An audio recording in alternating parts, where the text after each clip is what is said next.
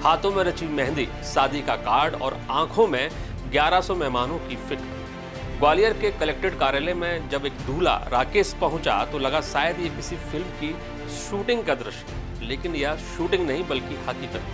ग्वालियर में commercial gas सिलेंडरों की उपलब्धता को लेकर परेशानी इस वक्त काफी चल रही है। आगामी रामनवमी पर अबूझ मुहूर्त है और इस अबूझ मुहूर्त के चलते कई हजार लोगों की शादियां होंगी, लेकिन मेहमानों के लिए खाना बनाने सिलेंडर कहां से लाएं, क्या चिंता इस वक्त अब ग्वालियर के हर उस परिवार को सता रही है जिनके घरों में आने वाले समय में शादी की शहनाई बजनी है। आज ग्वालियर मिरर में हम ग्वालियर के लोगों की इसी चिंता पर बात करेंगे। नमस्कार, मैं हूं अभिषेक और आप देख रहे हैं ग्वालियर मिरर। ये आपको पता ही है कि मिडिल ईस्ट में चल रहा युद्ध की वजह से गैस तेल की सप्लाई दुनिया भर में प्रभावित हो रही है। भारत भी इस समस्या से जूझ रहा है।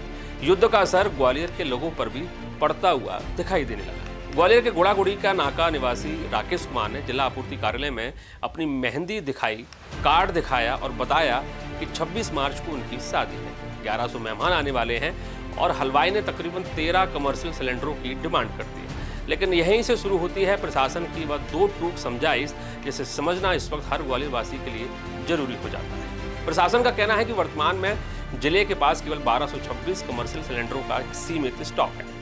इसमें भी प्राथमिकता उन शिक्षण संस्थानों, अस्पतालों, सुरक्षा सेवाएं जैसे कि पुलिस, मैस इत्यादि को दी जाएगी। रेस्टोरेंट्स और कैटर्स का संचालन करने वालों के लिए कुल खपत का सिर्फ 9% ही आवंटित किया जाएगा। अब एक छोटा सा गणित समझ लेते हैं। ग्वालियर में इस समय छोटे बड़े सब मिलाकर तकरीबन 450 से 500 होटल और रेस्टोरेंट्स हैं। इन्हें हर महीने लगभग 25 से 30 हजार कमर्शियल सिलेंडरों की आवश्यकता पड़ती है।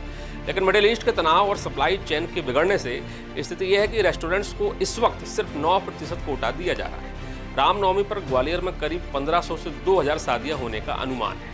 अगर हर शादी में औसतन 10 सिलेंडर लगने का भी एक अनुमान लगा लें तो शहर को तत्काल प्रभाव से 20,000 अतिरिक्त सिलेंडरों की आवश्यकता पड़ेगी, जो वर्तमान स्थितियों में तो नामुमकिन नजर आ रहा है। ग्वालियर कलेक्टर कार्यालय की ओर से समझाइश दी जा रही है कि लोग अब पारंपरिक गैस चूल्हों के बजाय वैकल्पिक ऊर्जा की ओर बढ़े। प्रशासन का सुझाव है कि जो हलवाई हैं वो डीजल चूल्हों या फिर इलेक्ट्रिक भट्टियों का उपयोग करें, क्योंकि गैस की वैश्विक किल्लत के बीच तत्काल आपूर्ति इस वक्त संभव नहीं है। कुल मिलाकर जैसा कि प्रधानमंत्री नरेंद्र मोदी ने लोकसभा और राज्यसभा में अपने भाषण में कहा ही है कि आने वाला वक्त भारत के लिए चुनौतियों से भरा रह सकता है। हमें जरूरत है कि जिस तरह से हम सभी कोविड टाइम में एकजुट होकर मुश्किलों का सामना किए थे, ठीक उसी तरह से हमें संकट का भी सामना करना पड़ेगा।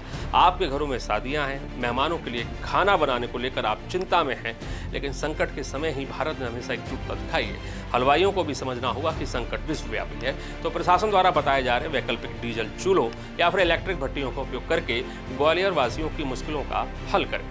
खैर, इस पूरे मामले पर आपका क्या कहना है, आपकी अपनी क्या राय है, हमें आप कमेंट करके बता सकते हैं। और यदि आपको लगता है कि ग्वालियर के किसी मुद्दे को हमें यहाँ उठाना चाहिए तो उस मुद्दे के बारे में भी आप हमें कमेंट बॉक्स में उसकी जानकारी दे सकते हैं। हमारा विश्लेषण यदि आपको पसंद आया हो तो चैनल को लाइक करें, शेयर करें, सब्सक्राइब करें, फेसबुक और इंस्टाग्राम फॉलो करें।